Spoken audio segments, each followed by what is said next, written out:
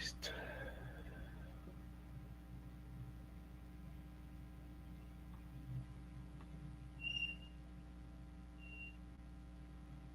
Se ve la pantalla completa, ¿cierto?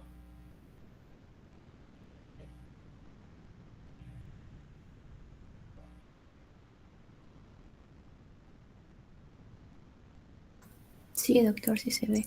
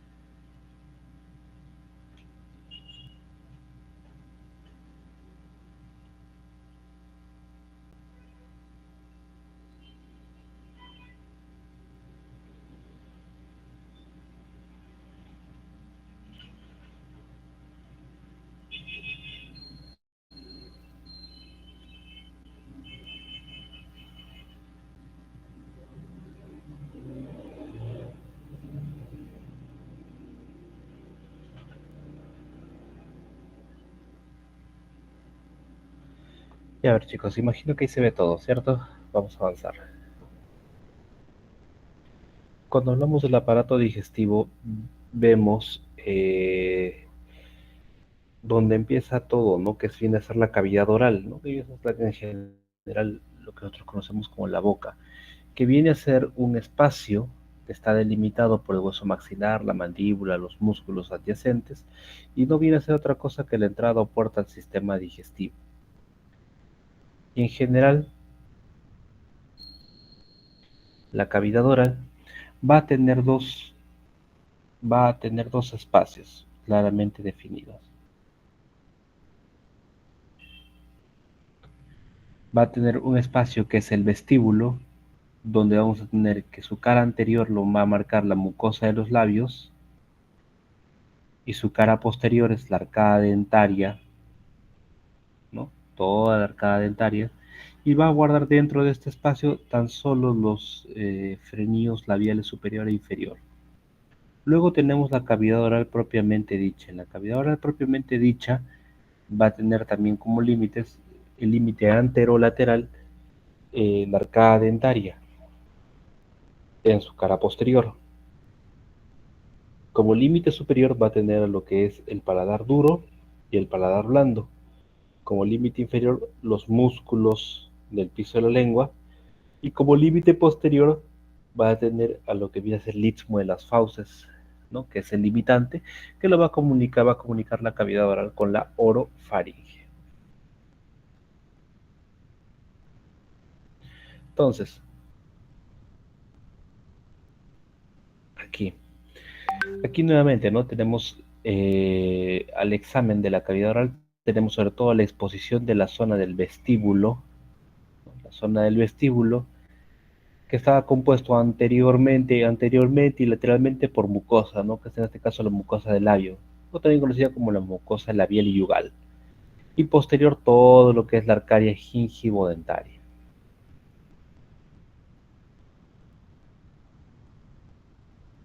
Aquí tenemos un corte sagital donde de la misma manera, ¿no? En este espacio de acá tenemos el espacio de lo que viene a ser el vestíbulo y todo este espacio de acá, la cavidad oral propiamente dicha, donde tenemos como límites superiores el paladar duro, lo que viene a ser lo del paladar blando, en el piso lo que viene a ser los músculos que van a dar origen a la lengua, que van a dar sostén a la lengua, en la parte anterolateral la arcada gingivo-dentaria o arcada dentaria anterolateral, y en la parte posterior lo que viene a ser el istmo de las fauces.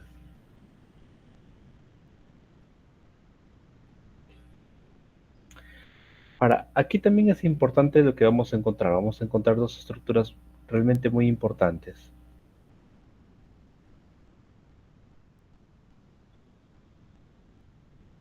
Aquí. Aquí vamos a encontrar dos arcos, el arco palatofaringeo y el arco palatogloso, y entre ambos arcos una estructura sobresaliente, que viene a ser las amígdalas o tonsilas palatinas, ¿no? Que tienen una función netamente inmunológica o humoral, ¿no? De mayor importancia es en la etapa de la niñez, el encargado de producir inmunidad frente a gérmenes patógenos.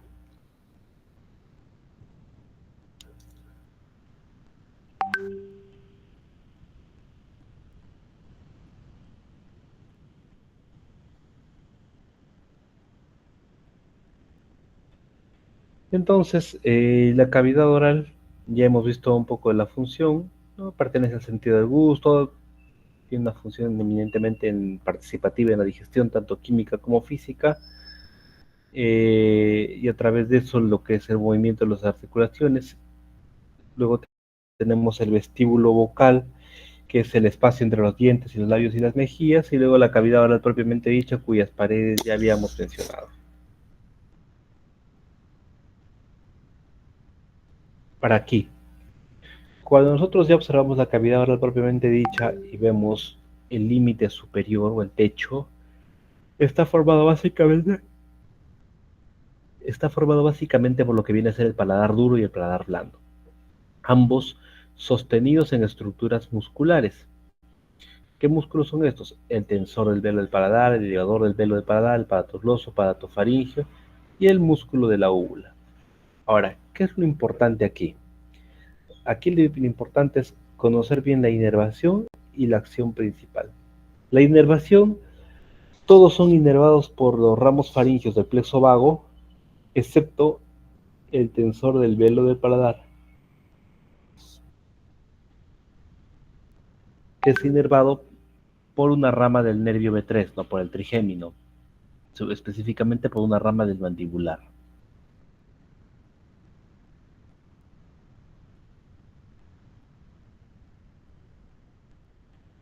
Ahora, si nosotros vemos el tema del funcionamiento, uno de los más importantes es el tensor del velo del paladar. ¿Y por qué? Porque si ustedes ven acá dentro de las funciones, está la de aperturar el orificio de la tuba auditiva durante la deglución o el bostezo. Ustedes habrán notado en algún momento que cuando se les tapa el oído y ustedes hacen esta acción de aperturar la boca y bostezar o simplemente el hecho de la apertura máxima, genera que se destape, ¿no? Y es básicamente porque a este nivel está comunicándose el auditivo medio, la porción del oído medio con la cavidad oral a través de la trompa de Eustaquio o tuba auditiva. Entonces, con el músculo del tensor del velo del paladar, lo que estamos haciendo es tensar este músculo, este cartílago, y generarle una apertura máxima. Entonces, cuando ustedes bostezan o cuando ustedes aperturan la boca, lo único que están haciendo es generar mayor ingreso de aire y con eso finalmente provocar que estas membranas colapsen, ¿no? Eh, colocando más aire en su interior, ¿no? Equilibrando la calidad de las presiones que hay por dentro y por fuera de la membrana timpánica. Luego, cuando vemos el órgano principal de aquí, que es la lengua es una estructura muscular y mucoso, el cual dentro de sus partes va a tener las siguientes, ¿no? Va a tener un vértice, va a tener un cuerpo, va a tener una raíz y además, hacia la parte final, ¿no? La raíz es la que va a estar conectada o relacionada con el esófago, con el istmo de las fauces, y lo que va a permitir la comunicación con la orofaringe. Ahora, aquí tenemos un corte dorsal o una visión dorsal de la lengua. Aquí de igual forma, ¿no? Distinguimos el ápex, distinguimos todo esto que pertenece al cuerpo y también identificamos la presencia de surcos, un surco medio y un surco terminal. Lo importante entre estos dos surcos es que sobre todo alrededor del surco terminal se van a depositar las papilas con función gustativa. Entonces, las papilas, ¿cómo se van a distribuir? Las papilas más abundantes son las filiformes. alargadas, de coloración grisácea o plomiza, ¿no? Básicamente cubiertas por epitelio escamoso queratinizado y van a proporcionar una fricción para permitir el movimiento del bolo alimenticio. Entonces tiene una función eminentemente mucho más mecánica que sensitiva y son las que se encuentran en mayor cantidad en la vaca, perdón, en los alimentos. Cuando hablamos de las papilas fungiformes, estas papilas tienen una forma de hongo. Si bien es cierto, también están dispuestas en toda la cara dorsal de la lengua, al igual que las filiformes, también tienen pocas papilas gustativas, es decir, al igual que las filiformes, tienen una función gustativa mínima, mientras que las foliadas y circunvaladas, estas sí están completamente compuestas por glándulas sensitivas que van a permitirle comportarse como papilas sensitivas. Entonces, si ustedes se dan cuenta acá, estas papilas foliadas y las circunvaladas principalmente van a ubicarse cerca al surco terminal o incluso rodeando o siendo paralelas al surco terminal, que es donde vamos a nosotros centrar todo lo que viene a ser la parte sensitiva, ¿no? O sensitivo sensorial. ¿La lengua en qué se sostiene? La lengua se sostiene en dos grupos de músculos, en un grupo de músculos que son los músculos intrínsecos y otro grupo que son los músculos extrínsecos. En resumen, los músculos intrínsecos son los que le van a dar el movimiento fino a la lengua, ¿no? Esa posibilidad que ustedes tienen de poder no solo protruir la lengua, sino también enrollarla, lateralizarla. Esas cosas va a permitir los músculos intrínsecos, mientras que los extrínsecos lo que van a permitir es básicamente la fijación de la lengua a estructuras óseas externas o paralelas, y dos, también van a permitir movimientos de la lengua como son los de protrusión o retracción, ¿no? Son movimientos mucho más gruesos. Ahora, los músculos intrínsecos van a ser los siguientes. Ustedes podemos ver acá un corte coronal donde podemos ver acá el dorso de la lengua. En la lengua, este, debajo del dorso de la lengua lo que vamos a tener aquí es el músculo longitudinal, luego el músculo vertical, luego el transverso de la lengua y finalmente el músculo longitudinal inferior de la lengua. Ahora, acá vamos a ver un corte lateral, dorso de la lengua, músculo longitudinal superior, músculo vertical, músculo transverso y músculo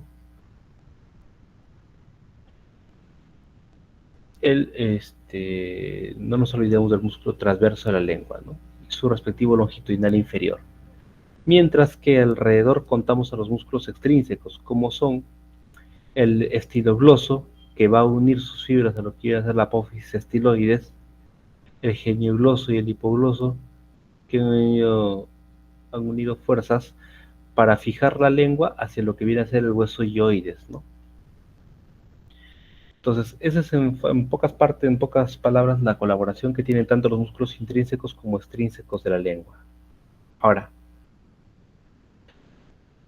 cuando hablamos de la irrigación e inervación, podemos agruparlos de la siguiente manera.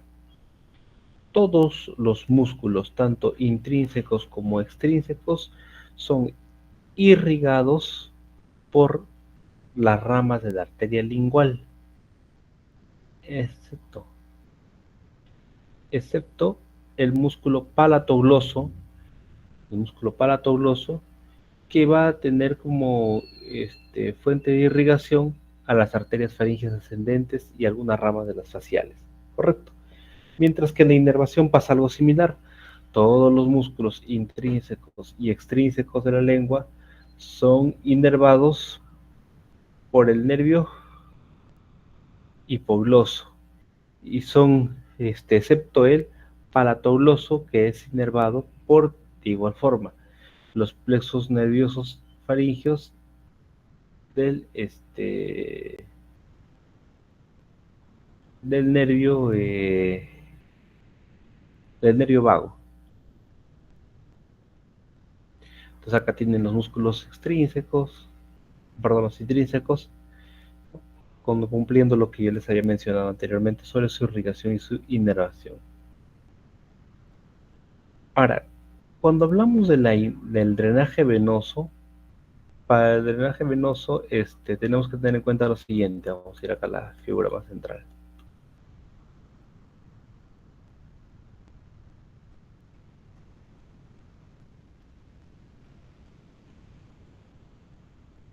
Acá. Cuando hablamos del drenaje venoso de la lengua tenemos en cuenta lo siguiente. Uno, que existen ramas que van a dirigirse hacia la parte dorsal de la lengua y existen ramas que se van a dirigir hacia la parte ventral de la lengua. Correcto. Ahora, las venas que drenan la base de la lengua, por el cual es importante, porque ustedes luego van a ver en farmacología, cuando vean vías de administración de los medicamentos, la vía lingual. Entonces, ¿gracias a qué se debe esa opción? A la presencia de estas venas, tanto la vena lingual profunda como el plexo lingual. Estas de acá van a terminar drenando o confluyendo todas hacia el nervio satélite del nervio hipogloso. Ya. Y hacia la cara dorsal de la lengua, lo que vamos a tener son perforantes que provienen tanto del nervio hipogloso, y además vamos a tener las venas linguales profundas y la vena lingual dorsal o dorsal lingual, que van a anastomosarse, van a unirse para formar la vena lingual. Entonces la vena lingual más la vena satélite del nervio hipogloso van a drenar en conjunto en el mismo dibujo, en el mismo. Todas estas terminan drenando en lo que viene a ser la vena yugular interna, y la vena yugular interna, ustedes saben, esta se va a unir a la vena subclavia. Esto van a drenar su contenido hacia la vena brachiocefálica y finalmente esto llega al corazón, ¿no? Entonces ahí radica la importancia de la administración de los medicamentos en la vía sublingual. ¿Por qué? Porque el drenaje venoso va a permitir que estos medicamentos, al absorberse bastante rápido aquí, puedan drenar con facilidad directo al corazón y esta pueda distribuirlo hacia el resto del cuerpo, el medicamento, ¿no? Para la acción que se desee. No todos los medicamentos logran tener esa acción, pero sí los que tienen indicación sublingual, ese es el principal mecanismo, ¿no?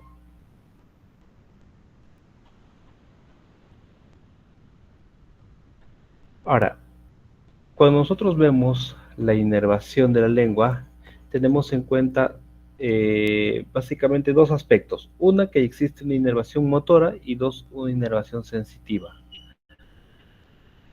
La inervación motora, todo lo que habíamos estado conversando, ¿no? El todos menos uno. Todos los músculos intrínsecos y extrínsecos de la lengua son inervados por el 12º par craneal o nervio hipogloso. Y son inervados, el único que no entra en esta inervación es el palato gloso, que es inervado por el plexo faríngeo, ¿no? Que proviene del vago. Pero esto es en cuanto a la porción motora. Pero ¿qué pasa cuando vemos la inervación sensitivo-sensorial? Aquí cambia un poquito la cosa, porque cuando analizamos la lengua, tenemos que dividirlo en tercios, siendo los 2 tercios posteriores de la lengua van a estar inervados por el nervio cuerda del tímpano, mientras que los tercios más anteriores, los que están cerca al ápex, van a ser inervados por el ramo del nervio ventibular y por las ramas que provengan de la tercera derivada.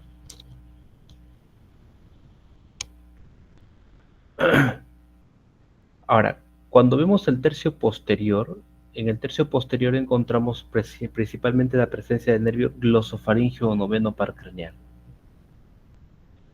Entonces, en inervación no se olviden que existe una inervación motora y una inervación sensitiva. La inervación motora, que se aplica en todos menos uno, y en la inervación sensitiva, en la que dividimos a la lengua en sus tercios, ¿no? Siendo los 2 tercios anteriores por participación activa del nervio B3, que es el trigémino en su tercera rama, y el nervio cuerda del tímpano que pertenece al facial, mientras que el tercio posterior es inervado por el glosofaringio noveno par craneal. Entonces, por favor, no confundir lo que es inervación sensitiva de la inervación motora.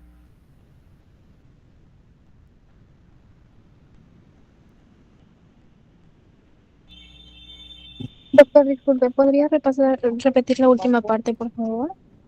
A ver, ¿este de acá? Sí, doctor, ese. Ya, vamos a ponerle aquí la imagen.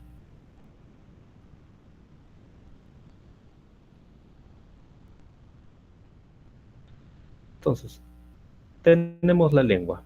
Vamos a dividirlo en tercios. ¿Correcto? Tenemos que los 2 tercios anteriores son inervados por ramos del nervio mandibular, no que en este caso tiene preponderancia aquí el nervio trigémino y además el séptimo par craneal, el nervio facial. ¿A través de qué rama lo hace? A través de la rama nervio cuerda del tímpano, ¿correcto? Estos son en los 2 tercios anteriores, mientras que el tercio posterior es propiedad del nervio glosofaringio o noveno par craneal. ¿Se entiende esa parte? Sí, doctor, gracias. Correcto.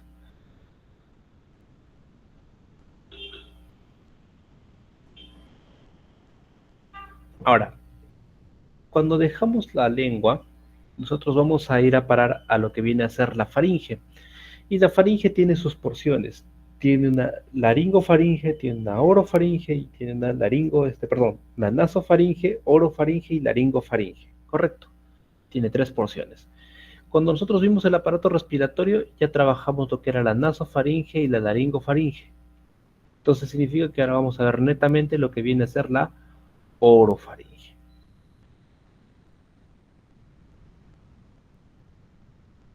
Aquí lo importante es lo siguiente, es identificar la presencia de un músculo, un gran músculo, que es el músculo constrictor de la faringe.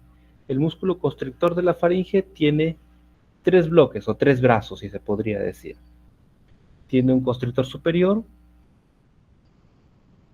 tiene un constrictor medio y tiene un constrictor inferior. Veámoslo en esta imagen de acá. Constrictor superior, constrictor medio, constrictor inferior. ¿Qué es lo vital acá? Las inserciones que tienen. El constrictor superior principalmente se va a unir al gancho del proceso pterigoideo y al rafe pterigomandibular.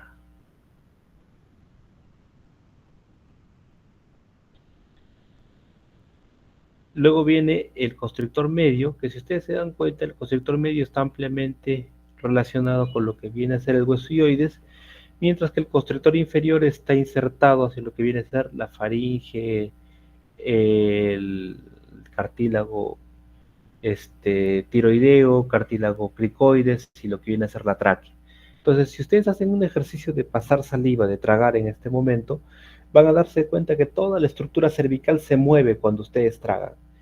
Y eso es por acción netamente del músculo constrictor, porque todas estas fibras de acá, todas estas se están movilizando, ¿correcto?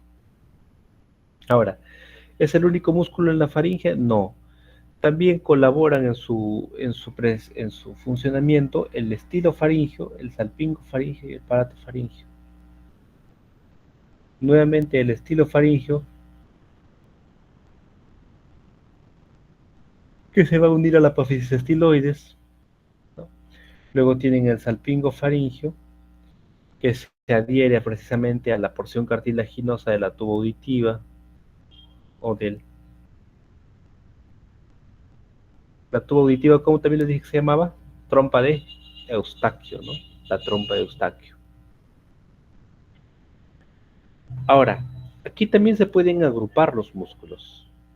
Aquí podemos decir que todos los músculos de la faringe pueden estar inervados por el 10º par craneal, excepto el salpingofaringio, excepto el estilofaringio, que es inervado por el 9º par craneal, que es el glosofaringio.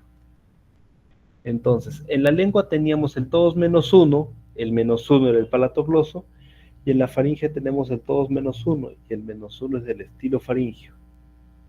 ¿Correcto?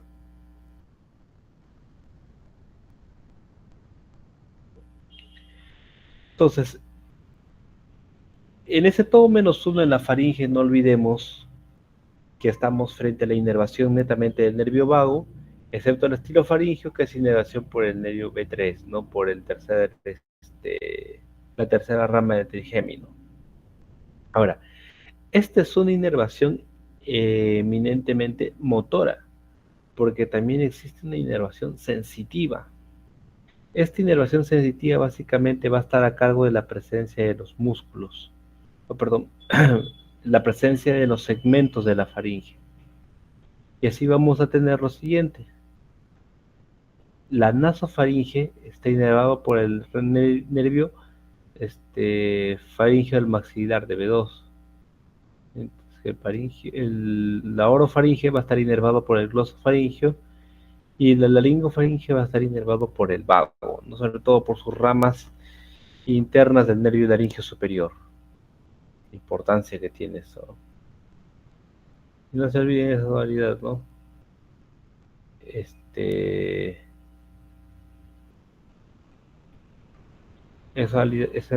No olvidemos que esta inervación puede ser tanto sensitiva como motora.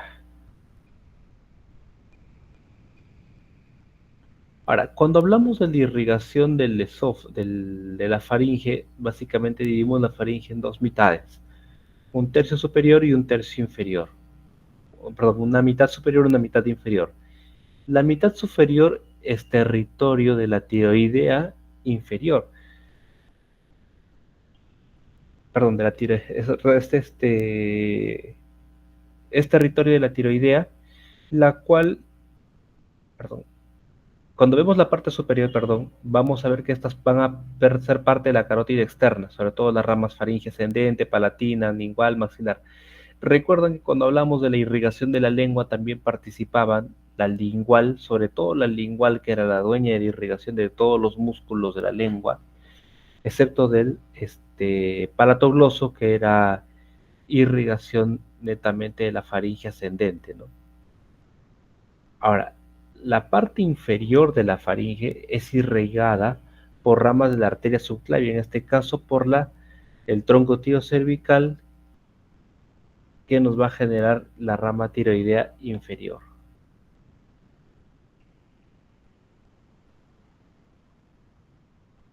Cuando hablamos de drenaje venoso, básicamente tenemos que tener en cuenta que la presencia de todos estos plexos venosos faringeos, sean profundos o superficiales, van a terminar drenando todas en la vena yugular interna.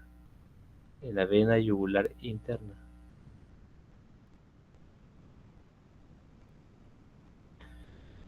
Y bueno, la vena yugular interna va a drenarla donde merece su cariño. Ahora, cuando hablamos de la irrigación, perdón, cuando hablamos ya de lo que viene a ser la inervación, no olvidemos lo que les había mencionado, la inervación motora y la inervación sensitiva. No confundan con la inervación motora y sensitiva de la lengua, son cosas diferentes. Luego, cuando hablamos del esófago, vemos que esta es una estructura tubular, muscular, más o menos unos 35, más o menos 5 centímetros, que esto puede ser variable. Si bien es cierto, es un músculo que permite el paso de alimentos, podemos decir lo siguiente, ¿no? Que hasta el tercio medio de forma libre, uno puede, libre y voluntaria, puede dar la orden para que los alimentos lleguen hasta esta zona. Pero a partir del tercio medio esofágico, ya la musculatura lisa involuntaria, ya se mueve bajo otros parámetros. Entonces nosotros dominamos el proceso de la deglución, la masticación y la digestión hasta el tercio medio del esófago, ¿no? A través de órdenes. Mientras lo que es del tercio medio del esófago hasta el final del recto es netamente la presencia de movimiento, como el movimiento esfintérico, ¿no? y el movimiento peristáltico, ¿no? Que ya son parte de lo que vienen a ser las movimiento que es producido o ejecutado por este nervio parasimpático y por sobre todo el nervio del sistema, el sistema nervioso entérico, ¿no? Que está representado por los plexos, ¿no? El plexo mientérico de Auerbach y el plexo mientérico de Meissner. Uno submucal y el otro mucoso, uno muscular y el otro submucoso, cuya finalidad principal de estos nervios es la de ejecutar la visibilidad. Perdón, un ratito.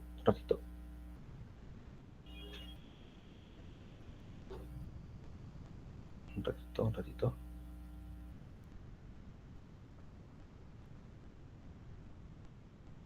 Lo,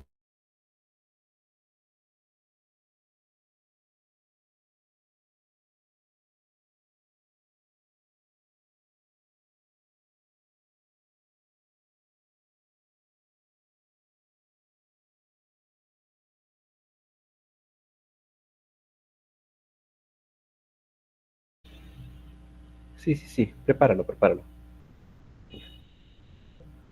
Uh, ¿Qué es? 10 y 37. A partir de la 1 que lo programen que lo preparen para entrar. Ya, ya, listo, listo. Ya, chicos, continuamos. Entonces, cuando hablamos del esófago, básicamente lo que tenemos que tener en cuenta es lo que les mencionaba, ¿no? Esta división que hay del músculo voluntario y el músculo involuntario. Uno de la mitad superior hacia arriba, que es voluntario, donde nosotros controlamos ese movimiento, y del tercio medio hacia abajo, nosotros ya no controlamos ese movimiento. ¿Ya? Ahora, el esófago va a estar dividido en 3 porciones: un esófago cervical, un esófago torácico y un esófago abdominal. El esófago cervical, que es el más proximal, el más que está en la parte mucho más superior, es el que va a ser la continuidad inmediata de lo que viene a ser la faringe, y va a empezar precisamente justo en la unión faringoesofágica, ¿no? Más o menos a nivel de C6, y va a extenderse hasta lo que es su paso por la apertura del tórax o el opérculo torácico. Recuerda que eso lo vimos cuando nosotros vimos el mediastino, las porciones del mediastino. Vimos que existía dentro de esto el opérculo torácico, la entrada a lo que viene a ser la zona mediastinal. Ahora, eso es en cuanto al esófago cervical. Pero también tenemos que tener en cuenta que el esófago va a presentar estrecheces. 3 estrecheces, o 3 lugares donde se hace más estrecha la luz esofágica. Un estrechamiento, que es el estrechamiento cervical, ¿no? El estrechamiento cervical o esofágico superior, perdón, es el esfínter esofágico superior. Básicamente lo va a generar o lo va a provocar en la presencia del músculo cricofaringio, y está a una distancia aproximada de unos 15 centímetros de los incisivos. Mientras que el segundo estrechamiento es un estrechamiento mucho más compuesto. Este estrechamiento tiene 2 partes y va a depender de en qué posición se vea el esófago. Si lo vemos en posición antero-posterior o de adelante hacia atrás, solo podemos ver el estrechamiento que le genera el paso del arco aórtico por encima del esófago, y eso más o menos está a unos 22 centímetros y medio. Mientras que si lo ponemos, si lo queremos ver lateral izquierdo, vamos a ver precisamente el estrechamiento que le genera el paso cercano del bronquio principal izquierdo. Entonces, en ambas posiciones, solamente sea antero-posterior o sea en posición lateral izquierda, solo se puede ver un estrechamiento de los dos. Es por eso que este estrechamiento se conoce como el broncoaórtico, ¿no? O estrechamiento compuesto. Uno ubicado a 22 centímetros y medio y el otro a 27 centímetros y medio, dependiendo de la proyección en la que querramos verlo.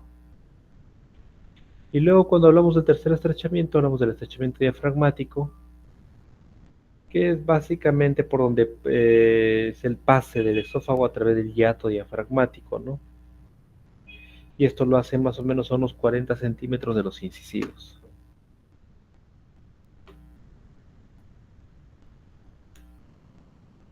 Ahora, esta división de esófago cervical, esófago torácico y esófago abdominal nos va a ayudar bastante para lo que viene a ser la irrigación del esófago.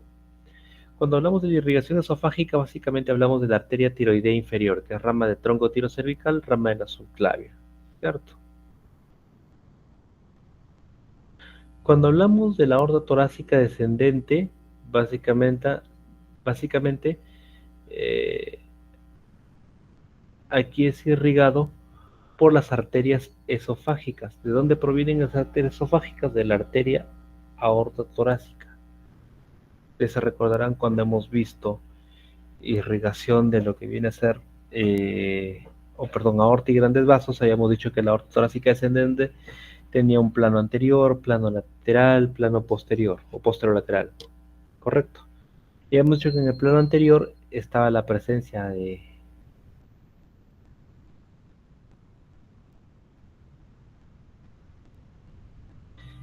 ¿Cuáles eran las ramas anteriores? ¿Alguien se recuerda?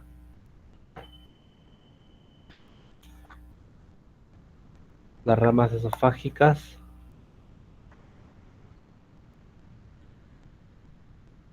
eran anteriores junto con las ramas pericárdicas, ¿no? Y con las ramas mediastíticas.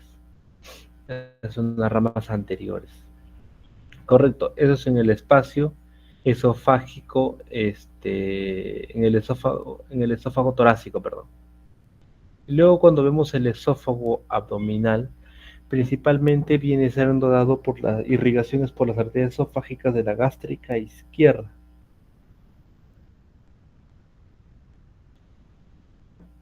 Y cuando hablamos de drenaje venoso, vemos principalmente en el esófago cervical, es el mismo drenaje venoso que la faringe, ¿no?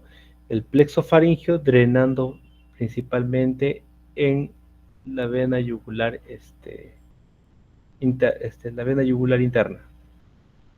Ahora, cuando hablamos del esófago torácico, aquí las venas esofágicas van a drenar directamente en la vena ácigos y en las cadenas semiácigos. Y cuando hablamos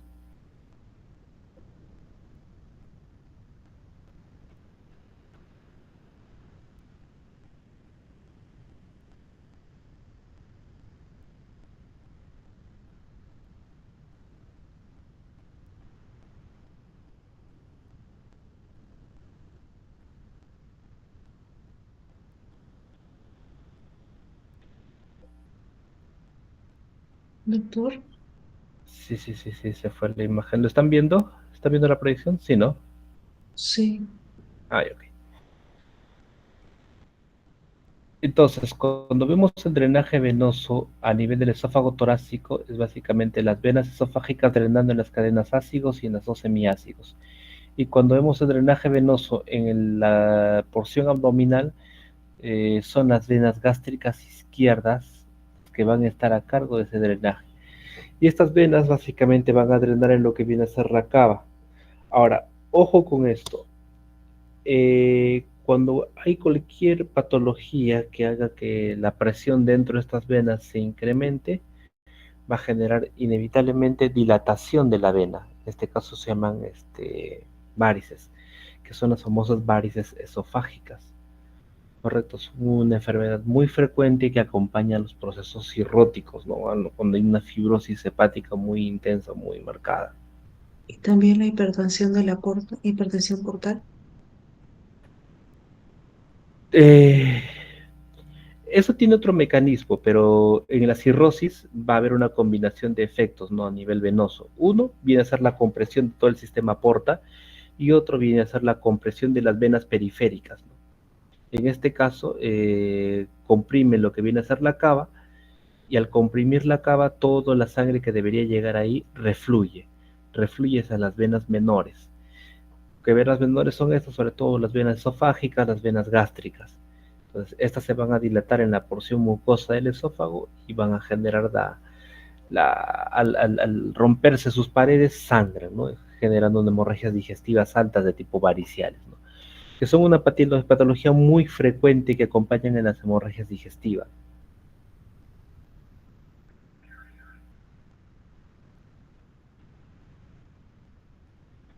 Ahora, cuando hablamos de la inervación, recordemos que el nervio vago, hay un nervio vago derecho, un nervio vago izquierdo, bajan en paralelo al esófago, luego estos hacia la altura del opérculo torácico generan ramas tanto anteriores como posteriores, ¿no? Que son las ramas del vago anterior y posterior, generando una inervación al esófago en 4 puntos cardinales, ¿no?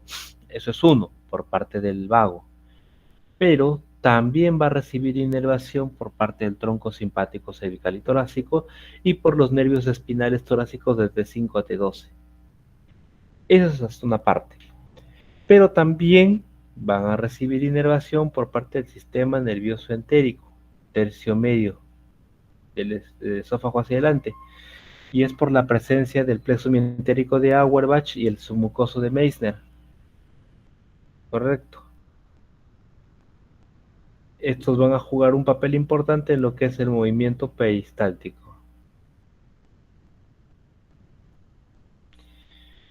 Entonces, no se olviden en cuanto a la inervación esofágica, la presencia no solo del vago, de las cadenas simpáticas, sino también la presencia de un sistema nervioso entérico que es más sensitivo sensorial, ¿no?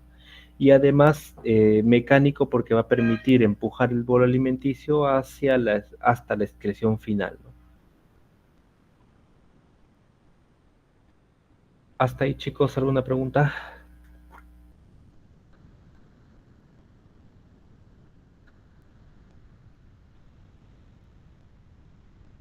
No, doctor. Ahora, escúchame, en cuanto a lo que viene a ser el siguiente miércoles y el siguiente viernes, básicamente va a ser solamente de estas diapositivas este examen, ¿correcto? El examen va a ser rápido, corto, va a ser como si fuera un pasito, ya, 10, 15 minutos no más, y luego continuamos con la segunda parte de digestivo, ¿ya? Pues se dan cuenta aquí básicamente importancia, los músculos de la lengua, importancia, los límites de la cavidad oral, importante la irrigación, drenaje venoso de la lengua, la inervación, ojo, la inervación sensitiva, motora, esas diferencias entre lengua, en la faringe también la división sensitiva, motora, importante. ¿Qué más? Básicamente ahí se concentra casi todo, ¿no? Lo que es inervación, irrigación, drenaje venoso en algunas partes, y lo que es músculos netamente en lo que es faringe y lengua, ¿no? Es donde estamos concentrando la mayor parte de la parte muscular. ¿Ya, chicos? La próxima semana, ¿verdad, doctor? Sí, sí, sí, o sea, que a ver, ¿qué estamos hoy día?